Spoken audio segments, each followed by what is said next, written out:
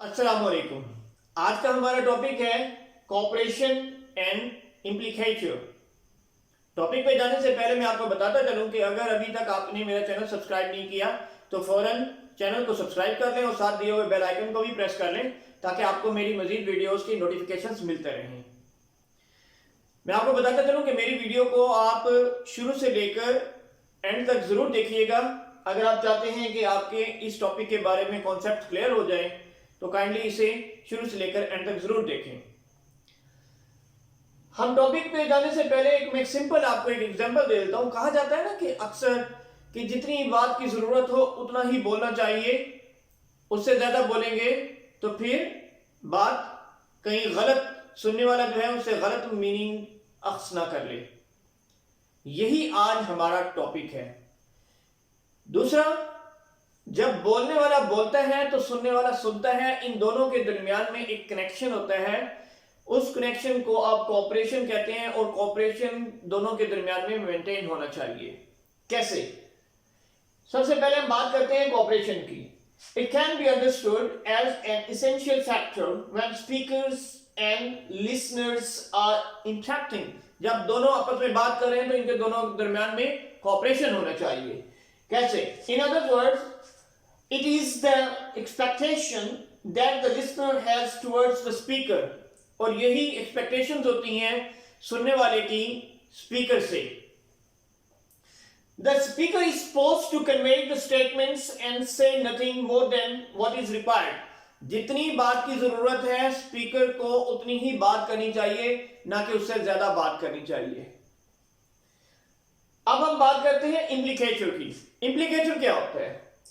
It can be considered as an additional conveyed meaning, यानी additional जो conveyed आपको जो meaning जो listener जो है अखज़ करता है, that are called implication. It is attained when a speaker intends to communicate more than just that the words mean, यानी जो उसे अपने वर्ड से ज्यादा, जिसकी जरूरत नहीं थी वो उससे ज्यादा बात कर जाता है, तो फिर उसका क्या होता है कि वो फिर जो लिसनर है उससे फिर आगे वो इंटेंट्स कर लेता है। कैसे? It is the speaker who communicates something via implication and listener recognises those communicated meaning via inference. वो अपने ही मर्जी से उसके मीनिंग अखज़ कर लेता है, उससे यानी एक आइडिया क्रिएट कर लेता है।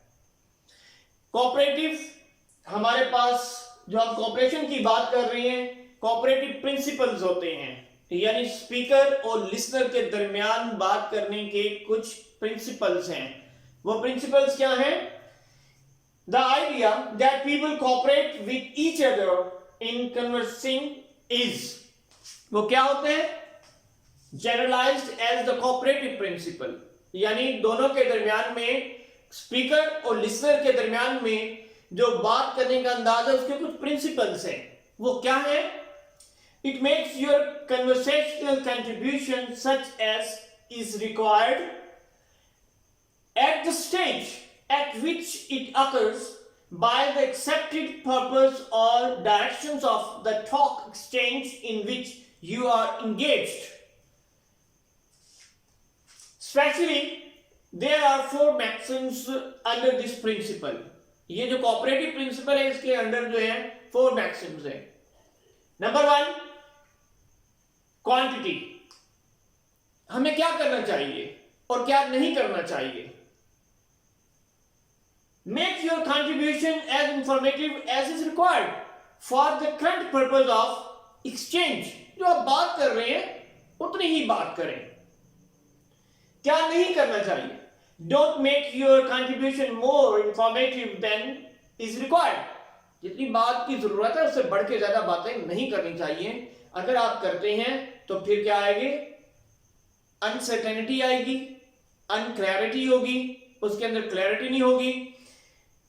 Number 2, don't make your contribution more informative than is required. जितनी इंफॉर्मेशन की जरूरत है उतनी ही बात की जाए।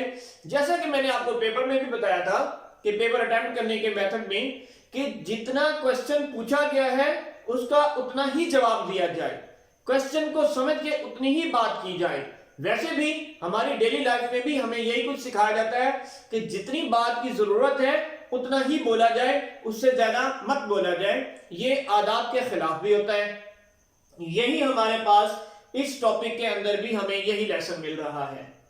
नंबर 2 इसका है जी क्वालिटी। इसमें हमें क्या करना चाहिए क्वालिटी में और क्या नहीं करना चाहिए वो देखते हैं। Try to make your contribution one that is true. वो बात करें जो सच पे मबनी है। नंबर 2 वो बात मत करें क्या, don't say what you believe to be false. ऐसी बात मत करें कि जो आप समझते हैं कि झूठ पे मबनी है। Don't say that for which you lack adequate evidence. ऐसी बात मत करें जिसके बारे में आपके पास कोई सबूत नहीं है, कोई प्रूफ नहीं है। हमारे पास थर्ड मैक्सिम है रिलेशन, यानी बी रेलिवेंट। आप जो बात कर रही हैं वो रेलिवेंट होनी चाहिए, इररेलेवेंट कोई बात नहीं करेंगे। नंबर 4 पे हमारे पास कि हमें क्या करना है क्या नहीं करना।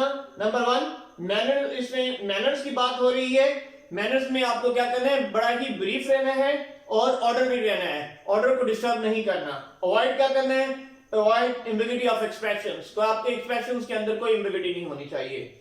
एम्बिग्यूटी एक्सप्रेशन में कैसे आती है, हेडिंग्स होते हैं। मसलन when making a statement certain expressions can be used to indicate the degree of certainty concerning the information given. These expressions are called headings. For example, as far as I know they are getting married. अब as far as I know ये expression के अंदर आपके क्या आ रहे हैं, hedges हैं। इसी को हम hedges कहते हैं। As far as I know this is the hedge। हमारी conversation के अंदर expression के अंदर hedges आ रही हैं। उसके बाद हम देखते हैं conversational implicator। The basic assumption in conversation is that the participants are adhering to the cooperative principle and maxims. For example, I hope you brought the bread and cheese. दो लोगों के दरमियान में conversation हो रही है। ए कहता है, ए assume कर रहा है, क्या है conversation implicator, इसे हम कहते हैं। वो कहता है I hope you brought the bread and cheese। B का क्या आंसर है, I brought the bread। It means कि बी ने वो बात मेंशन ही नहीं की जो ए ने एज्यूम कर ली। इसे हम कहते हैं conversation implicature. Generalized conversational implicature. Generalize यानी जनरल बात की बात हम कर रहे हैं। The example given above describes that if it is possible to perceive that there is no special background knowledge required in this context to calculate the additional conveyed meaning, it is called a generalized conversational implicator. उसके बाद हमारे पास है scalar implicator।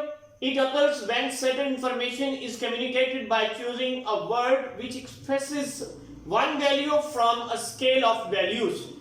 कैसे, from the highest value to the lowest, यानी all, most, many, some, few, always, often, sometimes, etc.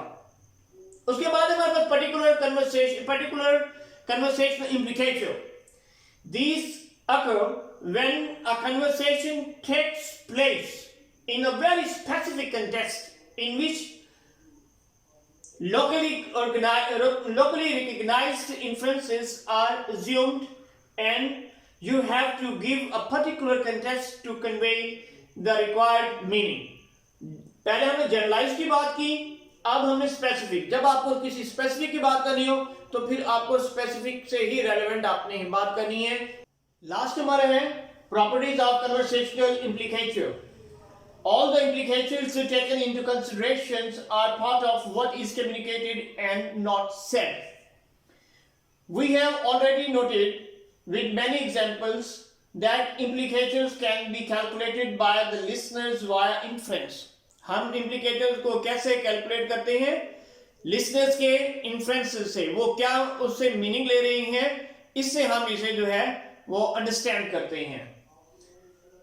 In terms of their defining properties, conversational implications can be calculated, suspended, cancelled, and reinforced. However, in conversational implicature, these properties are not applied.